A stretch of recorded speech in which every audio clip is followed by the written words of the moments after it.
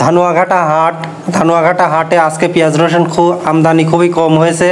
বিশেষ করে কৃষকগণ ধান কাটা নিয়ে ব্যস্ত হয়ে পড়েছে। বিশেষ করে যারা আবাদি কৃষক তারা দূর দূরান্ত ধান কেটে গিয়েছে বা পাশের অঞ্চলেই ধান কাটা হচ্ছে বা ধান কাটার মৌসুম চলছে। এজন্য অনেকেই কামলা খাটছে বা অনেকেই নিজেদের ধান কাটা নিয়ে ব্যস্ত রয়েছে।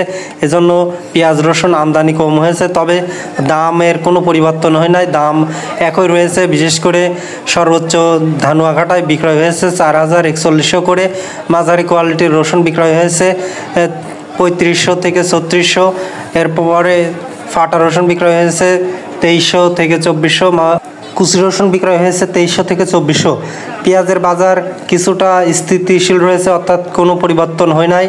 ধানুয়াঘাটার মানুষ খুবই সরল সোজা, তারা সকালে এসে যে এভাবেই তারা তাদের ফসল বিক্রয় করছে। বিশেষ করে এখন ফসলের বিক্রয়েরই মৌসুম, বিশেষ করে ধান, পেঁয়াজ, রসুন, সরিষা, ভুট্টা, গম, এরকম নানা রকমের ফসল বিক্রয় করছে কৃষকরা। এই সাইডটায় অনেক রকমের ফসল বিক্রয় হচ্ছে। বিশেষ করে রসুনের হাটের পাশে রয়েছে ভুট্টা, ধান, এরপরে কালাই, নানা রকমের বিশেষ করে এখন যে ফসলগুলো বিক্রয় হয় সেগুলাই বিক্রয় হচ্ছে।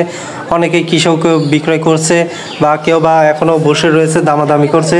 এভাবেই সকালে এই কৃষকগণ নানা রকমের ফসল নিয়ে আসে এই ধানুয়াঘাটার হাটে। ধানুয়াঘাটা হাট সপ্তাহে 2 দিন বসে, বিশেষ করে শুক্রবার এবং মঙ্গলবার।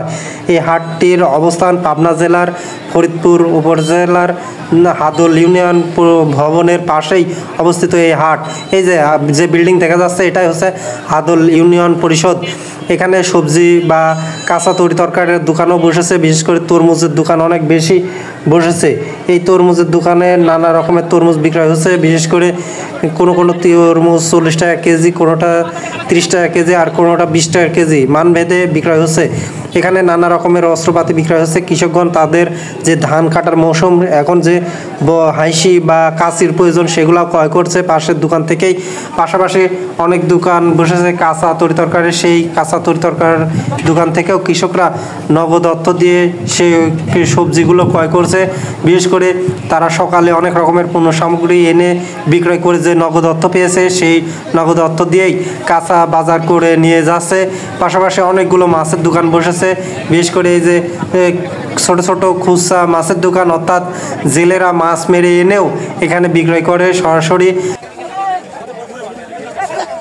চিকনাই নদীতে পানি এসেছে, এজন্য নতুন মাছ পাওয়া যায়। যে ছোট ছোট এই মাছগুলো মেরে এনে এই হাটে বিক্রয় করা হয়, অর্থাৎ এখানে ফ্রেশ মাছ পাওয়া যায় এবং ফ্রেশ শাকসবজি পাওয়া যায়।